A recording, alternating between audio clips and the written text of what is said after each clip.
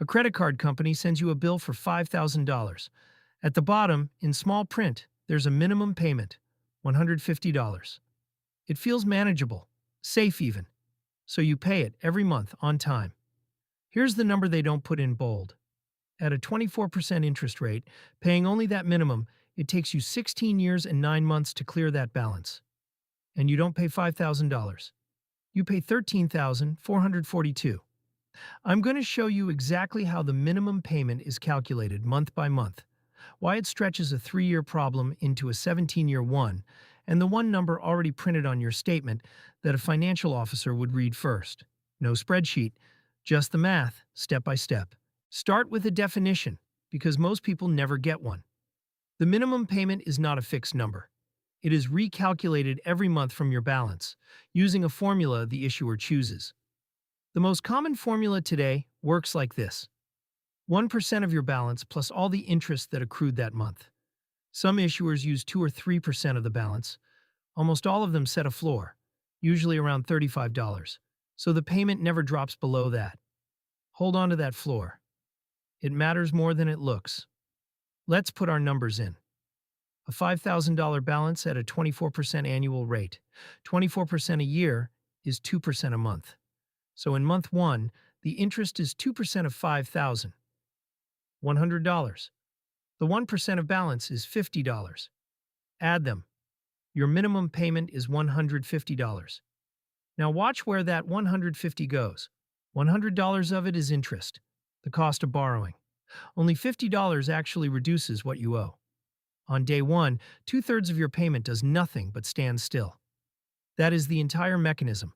The minimum is designed to cover the interest first and barely touch the balance.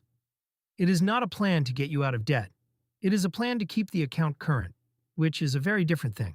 Let's actually walk it forward because the shape of it is the whole story.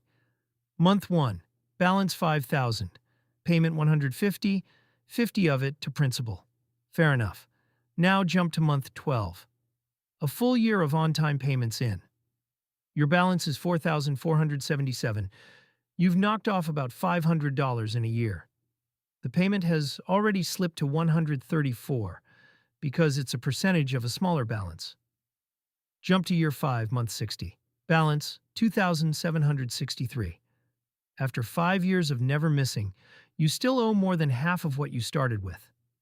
The payment is down to $83. Year 10, month 120. Balance, $1,500, payment $45. See what's happening? The balance falls, so the payment falls, so the balance falls slower. The tool gets weaker exactly as the job gets harder.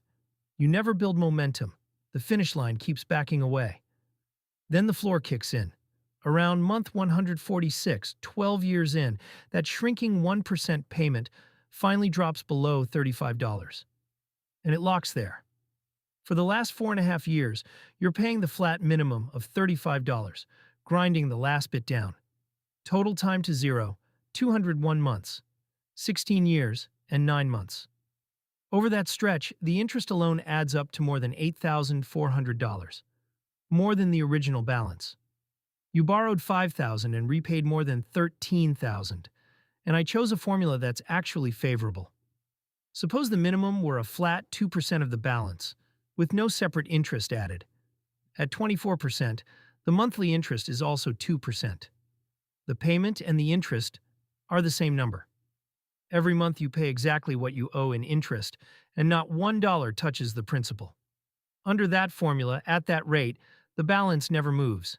It is mathematically permanent debt. I'm stating the assumptions on purpose: the balance, the rate, the formula, because the answer changes completely when they change. Anyone who gives you a single scary number without those 3 things is selling you a feeling, not a fact. So let's change them once to prove the point. Take a bigger balance, $8,000 at 27%, toward the high end of card rates today. Same favorable formula, 1% plus interest. That one runs 253 months, 21 years and 1 month. The interest comes to $16,354. You'd repay over $24,000 on an $8,000 balance. A 60% bigger balance at a rate 3 points higher didn't make the problem 60% worse. It nearly doubled the interest. That's what compounding does at the top of the payment. Small changes in the inputs swing the output by years. Now the CFO move. You don't have to model any of this yourself, because since 2009, American law already prints the answer on your bill. It's called the minimum payment warning. The Credit Card Act requires every issuer to show you two things on every statement. 1. How long it takes to pay off your current balance making only minimum payments, and how much you'll pay in total. 2. The fixed monthly payment that would clear the same balance in 36 months, and how much that costs instead.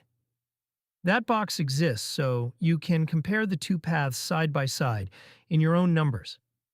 A financial officer reading a company's books looks at exactly this.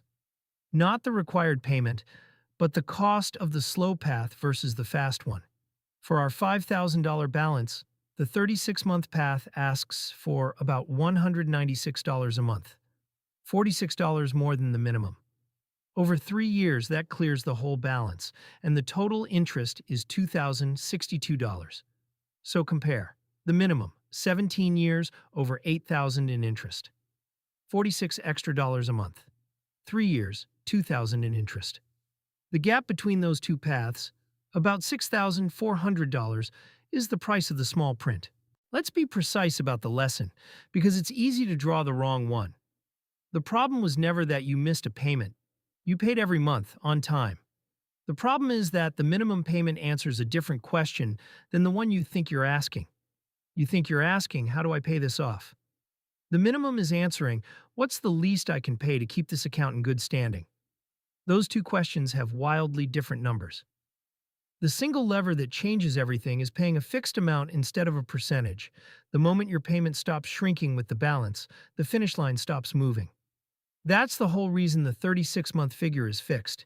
It holds steady while the balance falls, so every extra dollar lands on principal. You don't need the exact 36-month number. The principal holds at any fixed payment above the minimum. Pick an amount, keep it flat, and the payoff time collapses.